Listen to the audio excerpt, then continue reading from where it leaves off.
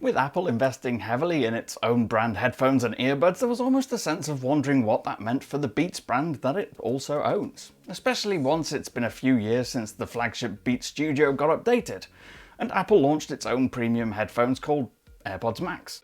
But now there's a new Studio Pro in town under the Beats brand and featuring a lot of the same features of the AirPods Max. So is this a case of Beats Studio Pro being effectively a cheaper version of the AirPods Max, or is there more to it than that? I'm Cam Bunton from Pocket-lint, and in this video I'm going to answer that question. Now I'll talk about sound and performance a little later, but I wanted to share some thoughts on the things that I noticed immediately when I unboxed the two headphones, and it might actually be the one thing that makes the biggest difference to most people's experience of using them. That's design, and by that I mean build, comfort, portability, because they're so very different from each other in so many ways here. It's here really that you see where the extra money goes on the AirPods Max. The new Studio Pro from Beats has virtually the same design as the older Studio 3 wireless, and that means it's predominantly made from plastic on the outside, giving them a bit of a cheaper feel than the AirPods Max. It's a similar feel I get from all the folding, unfolding and headband expanding mechanisms.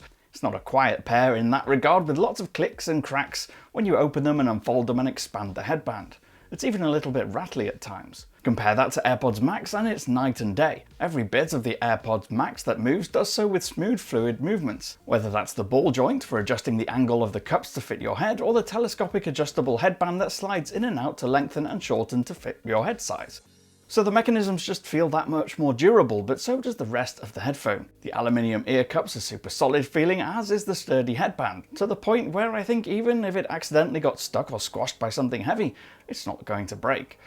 The Beats, on the other hand, I could see cracking along the plastic without too much force. That's not to say Beats doesn't have its benefits. The fact that it folds up into a compact size means it can fit in a smaller space than the AirPods Max can, which are pretty much stuck in the same position. And it comes with a small fabric carrying case to keep it secure as well. AirPods Max doesn't, instead shipping with this fancy magnetic carrier, which can only be described as a bra. It's pretty smart though, and can be used to tell the AirPods to wake up or fall asleep without the need to press any buttons. It's almost magical.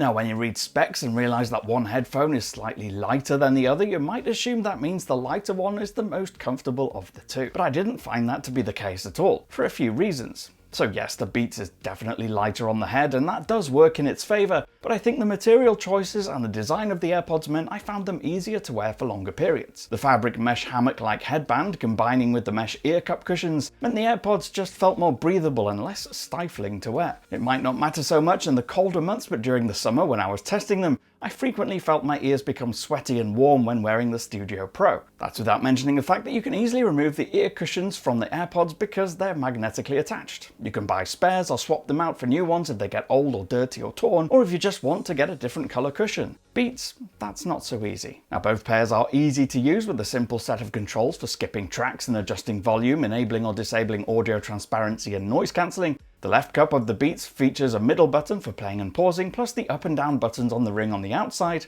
to adjust volume. I would say though that once you get used to the Apple AirPods controls, those are the nicest to use. It features a digital crown just like the Apple Watch does, so you can rotate it to adjust the volume or click it to play and pause and skip tracks. The second button is primarily for noise cancelling and transparency and pairing. The other invisible control is the sensor in each cup that can detect when you're wearing the headphones. Take them off, the media pauses, put them back on and it plays. The Beats don't do that. Now because they're both made by Apple, that means a few different features. Chiefly you get one-touch pairing on iPhone and iPad, and once you're connected that device is then linked to your iCloud or Apple ID account, and available for instant connection and quick switching between all of your Apple devices, whether that's iPhone, iPad, Mac, Apple Watch or even Apple TV. Now if you're watching this video on your Android phone and you use an Android tablet and you're in Google's ecosystem, you might be wondering which pair of headphones is best for you, and it's probably the Beats. Not that AirPods Max can't be paired with Android phones, they can, you just have to press and hold the multifunction button to stick them in pairing mode. But with Beats Studio Pro you get tighter integration. Put Beats in pairing mode next to your Android phone and you'll get a handy one-click graphic on the screen for easy pairing. And once paired it's linked to your Google account, so you can use them across other Android or Chrome devices, and you can use Find My Device to find them. You can also easily check battery info and other settings using the Beats app that you can download from the Play Store. The other advantage to Beats is that you get USB-C audio. Just connect a USB-C to USB-C cable from the headphones to audio product, and you get lossless, quality audio with the ability to change between a couple of different EQ presets to suit your preferences. Plus you get the USB-C cable in the package, as well as the 3.5mm audio cable for that classic wired connection, with devices that have a 3.5mm port. If you want to use wide audio on the AirPods Max, you do need to buy a cable. That's a 3.5mm to Lightning connector. There's no lossless audio over USB-C or Lightning, although if you do hook it up to a high quality DAC output, you will still get better audio quality than if you just plug the cable into your phone. And when it comes to sound and noise cancelling, there's not that much difference between them, or at least maybe not as big a difference as you might expect. The sound signature is fairly similar between them, with both offering quite balanced audio with clarity in the high notes, plenty of mid frequencies and good bass levels. And you get good detail in that bass. If anything though, surprisingly, I found the bass to be more prominent on the AirPods Max, and that the sound stage seemed wider, which gave a wider stereo effect, and crucially means a bit more space for when I was listening to any audio with spatial audio mixes. It's hard to explain, but it was like the sound wasn't being pumped into my ears from quite as close, and so the feeling of immersion was just a little bit better. That meant that while both have the ability to make use of Apple's personalized spatial audio feature, the AirPods Max give that more room to breathe. Now admittedly there isn't much in this, and as mentioned, if you want easy access to wired audio and lossless audio, the Beats pair is better for that.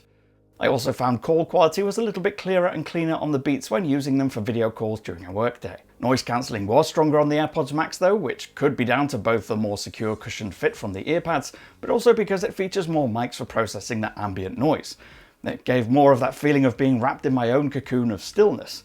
For the times I wanted to let sound in, the transparency mode is about as good as they come in any headphones, so that was really good too. Now, lastly, let's mention battery life, because there's definitely a feeling that the Beats pair has been designed to be a bit more practical for everyday use. Without ANC or transparency switched on, you can get up to 40 hours with the Beats, or with noise cancelling on, nearly 25 hours. That's a minimum of 5 hours longer than the AirPods Max, with 20 hours of use roughly from a full battery. Now in the end, if you're going to force me to pick an overall winner between these two, I am going to struggle. I think for the wide portion of consumers, the Beats Studio Pro is the better all-round pick. I think mostly because headphones are something you want to carry around with you, but also one that works with as many different products as possible in as convenient a way as possible, without missing any important features. Beats has great sound, good noise cancelling, great battery life, and works really well wirelessly with both iPhone and Android phones. Plus, the cabled flexibility is really handy, and it's cheaper. If you ask me which one I preferred listening to at home and wearing, however, that's AirPods Max. They sound fantastic, they're super comfortable, and are really nicely made. My time with the two has definitely helped me understand why they both exist in Apple's ecosystem. They're clearly different experiences, and for someone like me who spends 90% of his time working from home in my office, and I love listening to music all day and have multiple Apple products to connect with, the AirPods Max really is the strongest option. Let me know what you think of these two headphones in the comments down below, or you can get me on Threads. I'm at Cam Bunton. If you did like this video, please do leave a thumbs up, subscribe and tap that notification bell, and I'll see you again in the next one. Bye for now.